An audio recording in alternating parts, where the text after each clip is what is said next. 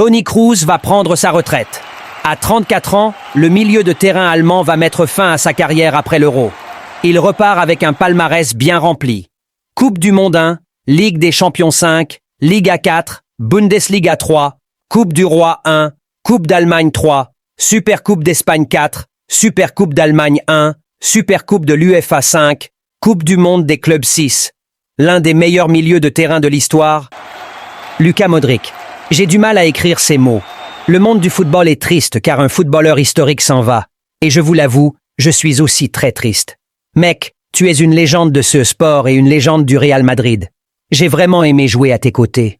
Ce fut vraiment un honneur de partager le terrain du Real Madrid avec toi. Tu as des qualités qui font de toi un footballeur unique et spécial. Et il n'y aura plus jamais d'autre Toni Kroos. Des soirées européennes inoubliables, des titres, la magie du Bernabéu. Nous n'oublierons jamais cette période en or dans le club de notre vie. Tu as tout réussi, mais il nous en reste encore une. C'est parti pour la 15e. Tu vas me manquer, mon ami. Le débat sur la retraite internationale de Toni Kroos a suscité différentes réactions parmi les fans et les experts du football. Certains soutiennent sa décision, tandis que d'autres pensent qu'il aurait encore pu apporter davantage à l'équipe nationale allemande. Avantages 1. Âge et exigences physiques. Toni Kroos ne rajeunit pas et les exigences physiques pour jouer au plus haut niveau peuvent être éprouvantes. Prendre sa retraite de l'équipe nationale lui permettrait de se concentrer sur sa carrière en club et de prolonger sa carrière globale de joueur. 2. Faire place à de jeunes talents. En se retirant, Kroos permet à de jeunes joueurs prometteurs d'obtenir plus d'opportunités en équipe nationale et de développer leurs compétences au plus haut niveau. 3. Finir en beauté.